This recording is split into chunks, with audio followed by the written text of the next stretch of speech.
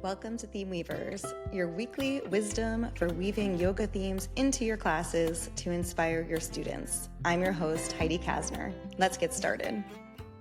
Hello, everybody. Welcome back to Theme Weavers. Before we jump into today's episode, I have a little bit of housekeeping to share. And trust me, I know nobody loves housekeeping in podcasts. I usually don't either.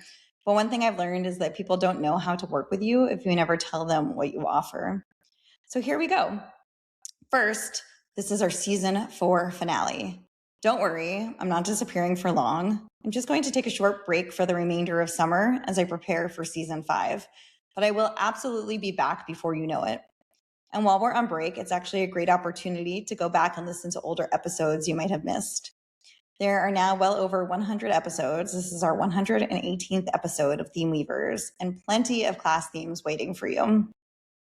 If you're looking for more support in crafting your own themes, I have Theme Weavers Academy available, and that includes everything I know about creating meaningful, impactful yoga class themes.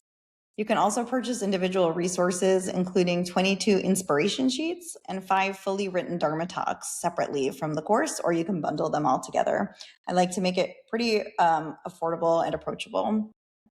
If you're enjoying the philosophy and conversations on this podcast, you might also enjoy my book, Energize Your Life, a chakra workbook for personal transformation. I know I don't talk about it often, but I wrote a book, so I'm reminding you of it now.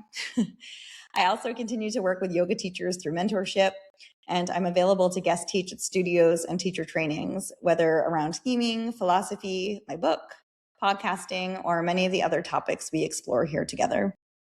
And if you've ever wanted to practice with me in person, I currently have 3 spots remaining for our Vermont Women's Yoga Retreat next spring in April, and I would absolutely love to have you join us. I also teach in person at my studio in Sharon, Massachusetts, the Yoga Barn, which is equidistant between Boston, Massachusetts, and Providence, Rhode Island. All of the links to these things I just mentioned can be found in the show notes. So enough about that part. Oh, wait, one other thing before I forget. I obviously don't have any sponsors of Theme Weavers since you don't hear advertising or anything like that. But I want to thank those of you that subscribe with a monthly membership to the podcast as a way to show appreciation for the time and work that I put into the show. It's really meaningful to me, and it helps me remind myself that this isn't just a hobby, although I do rather enjoy it. If you didn't know, there is an option to do a monthly thank you under $5 a month by signing up. And it's something I really appreciate. And if you're a chromatic yoga teacher and you are a paid subscriber to the podcast, you can track your listening hours. And if doing that isn't your thing, totally fine. But if you follow the show, comment on episodes, or even better, share it with your friends and colleagues, it helps the show grow and the algorithm and all that stuff works out. I don't really understand that side of things, but I hear that it's very helpful. Okay, now enough with all of that, I promise. Now let's talk about joy, or perhaps more accurately, let's talk about play. I was thinking recently about how seriously we become as adults. Seriously, that's not even proper grammar. I was thinking about how serious we become as adults. When we're children, we don't really need permission to play. We don't need permission to laugh. We don't need permission to be excited. We don't need permission to find a puddle interesting or spend an hour building something that serves absolutely no practical purpose. Children are naturally curious, naturally playful, and naturally delighted. And somewhere along the way, many of us lose that.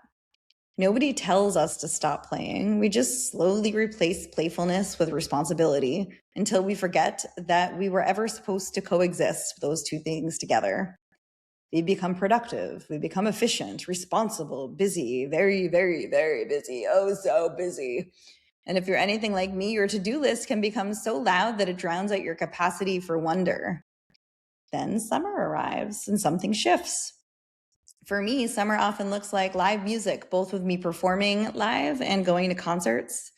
It looks like eating dinner outside on the deck, time at the lake and beach, fireflies. I love walking my dog at night and seeing fireflies. It means vegan, non-dairy ice cream that somehow doesn't count as dinner, but occasionally becomes dinner anyway. And evenings that stretch just a little longer than they do the rest of the year with a later bedtime. None of those things are particularly productive, but all of them make me feel alive. especially the fish and goose concerts that I'm going to this summer. And yes, I'm a huge jam band fan. If you've never heard of the bands Fish with a PH or Goose like the animal, they're jam bands and I love them. So for a brief moment during summer, many of us reconnect with something that we haven't felt in a while. Joy, not achievement, not accomplishment, not productivity, but joy. And that led me to today's yogic teaching, Mudita.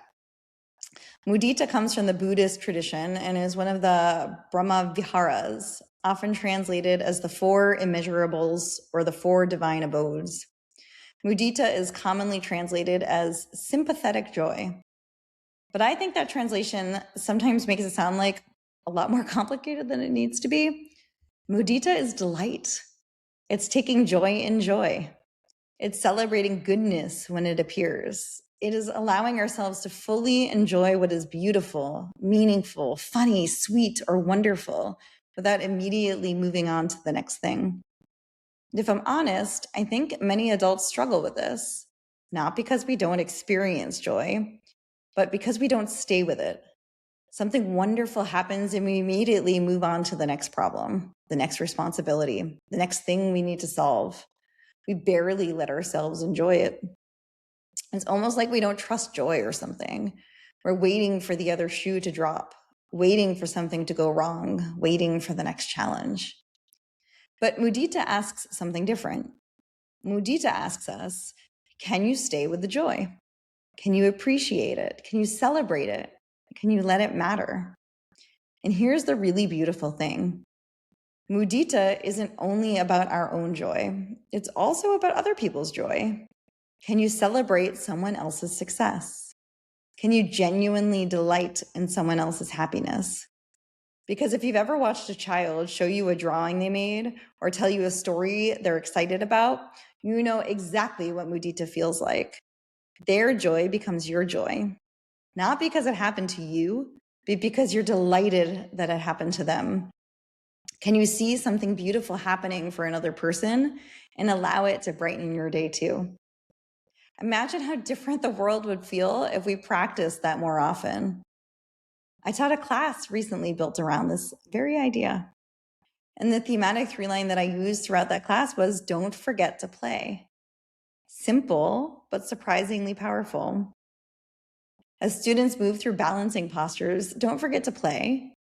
What happens if this becomes exploration instead of performance? Right? Can you smile and turn the corners of your lips out every time you wibble and wobble and fall down and something feels unachievable? Can it still be joyful? As students work through challenging transitions, don't forget to play. What happens if curiosity replaces judgment? As students laughed when they lost their balance, exactly. Don't forget to play. Let it be fun. Because sometimes we become so focused on doing yoga correctly that we forget that yoga can actually be joyful, expressive.